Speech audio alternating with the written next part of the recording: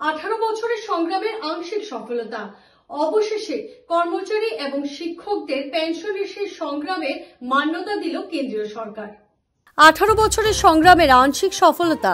Pension নীতি সংশোধন শিক্ষক কর্মচারীর সংগ্রামের ফসল।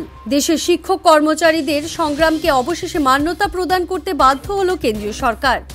10 বছরের শাসনকালে প্রথমবারের মতো দেশের শিক্ষক কর্মচারীদের সাথে প্রধানমন্ত্রী আনুষ্ঠানিকভাবে আলোচনায় মিলিত হন এবং নতুন পেনশন নীতি সংশোধনে সহমত পোষণ করাতে শিক্ষক কর্মচারী সমাজের দাবির ন্যায্যতা লাভের এক ঐতিহাসিক ক্ষণরূপে চিহ্নিত হয়েছে। এই স্থিতি পাওয়ার জন্য জাতীয় সংগঠনসমূহ সুদীর্ঘ 18 বছর ধরে সংগ্রাম করছে। দেশের প্রাথমিক শিক্ষক সমাজও 2007 সাল থেকে ধারাবাহিকভাবে সংগ্রাম করে আসছে।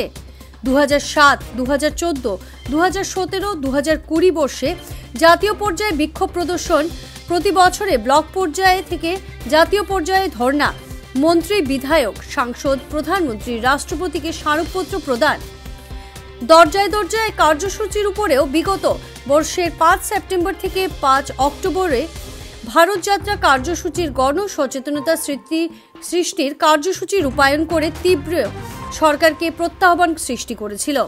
সমান্তরালভাবে জাতীয় সংগ্রাম সমিতির সাথে শিক্ষক সমাজ বিগত বর্ষে সংগ্রাম তীব্রতর করে তুলেছিল, যার ফলে 2024 সালের লোকসভা নির্বাচনের পূর্বে আরম্ভ করা প্রক্রিয়া গত 24 অগস্টের ক্যাবিনেট যোগে সরকারি দৃষ্টি সমাপ্তি করে।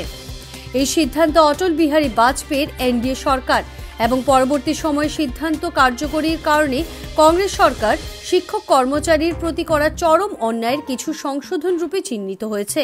ইউনিফাইড পেনশন স্কিমের অধীনে গ্রহণ করা ব্যবস্থার সংশোধনের প্রয়োজন থাকবে, যদিও নতুন পেনশন যোজনার তুলনায় এক চরম রূপে চিহ্নিত হয়েছে।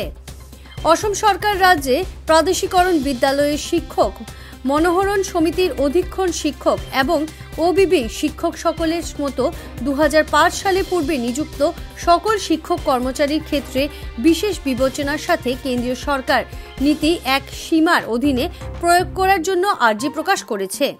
সম্মেলনের ভারপ্রাপ্ত সভানেত্রী নীলাক্ষী গগৈ এবং প্রধান সম্পাদক রাতুল চন্দ্র গোস্বামী নতুন পেনশন নীতি বাতিলের সংগ্রামে সহযোগ করা সকল পক্ষকে ধন্যবাদ জানান। সাথে অখিল ভারতীয় প্রাথমিক শিক্ষক সংঘের নেতৃত্বকে অভিনন্দন জানিয়েছেন এবং পুরনো পেনশন নীতি সুযোগ লাভের জন্য পরবর্তী দিনে হওয়া সংগ্রামে সহযোগ কামনা করেছেন।